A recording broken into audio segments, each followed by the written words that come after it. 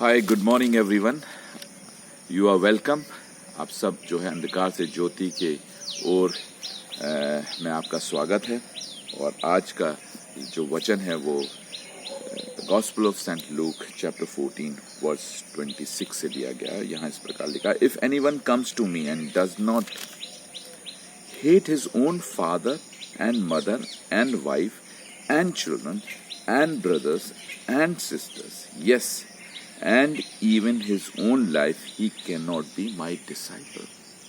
हिंदी में लिखा हुआ है, यदि कोई मेरे पास आए और अपने पिता और अपने माता और अपनी पत्नी और बच्चों और भाइयों और बहनों वरन अपने प्राण को भी अप्रिय ना जाने तो वे मेरा चेला नहीं हो सकता। बड़ा कठिन वचन प्रभु यीशु मसीह ने दिया है, बट हमें इसे समझना होगा, घबराइए मत। यहाँ पर परमेश्वर प्रभु यीशु मसीह एक बहुत गहरी बात समझाना चाहता है कि यदि आपको परमेश्वर के राज्य में जाना है तो अपने बाकी रिलेशनशिप को अप्रिय जानना, मतलब अप्रिय का मतलब keep them secondary. Why? Because all the relationship in this world are demanding. सोचिएगा, they are demanding. If you will not fulfill the demand of your relationship, they will become fade. वो टूटने लगते हैं, वो कमजोर होने लगते हैं। प्रभु यीशु मसीह अगर कोई चीज बता रहा है तो उसके पीछे कोई पर्पस है। आपको पढ़ने में बड़ा लगी, अपने माता पिता को हेट करो, मतलब उनको वो प्रायोरिटी जो है वो आपको परमेश्वर गॉड के रिलेशनशिप पे देनी। Why God? Because God is never demanding.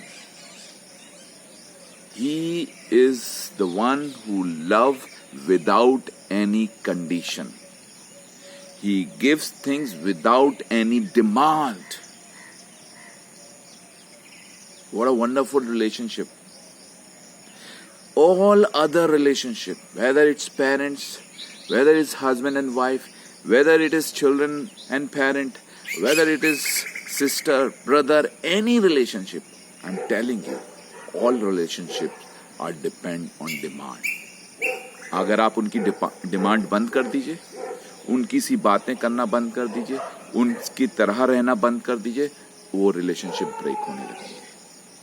Now Jesus is telling this, if you want to follow me, if you want to follow God, get out of these things. Because these all relationships are demanding. As long as you fulfill their demands, they feel to be strong, but actually they are not strong because their demand is being fulfilled. आप बच्चों को देख लीजिए, आप बच्चों की demand देना करना बंद कर दीजिए, आपसे नाराज हो जाएंगे। आपने देखा होगा कि बच्चों को अगर कुछ चीज नहीं दे, आजकल के बच्चे सुसाइड कर लेते हैं। क्या ये रिलेशनशिप है?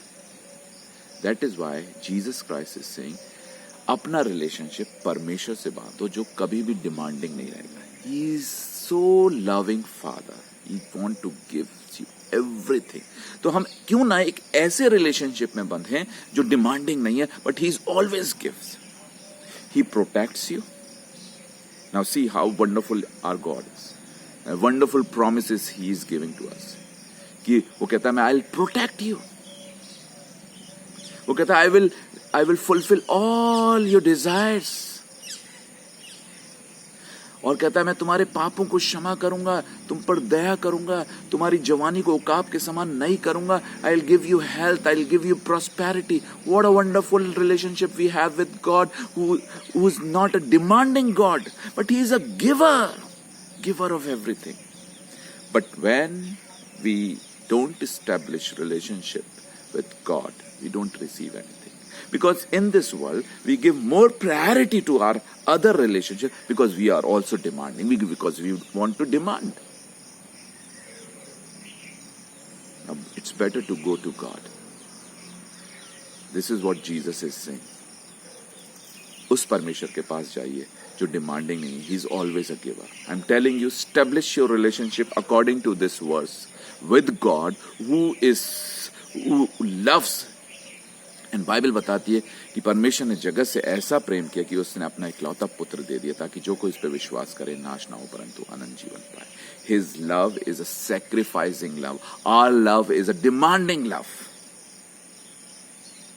Now, if you really want to see the power of God in your life, come out of all the relationships and establish your relationship with God.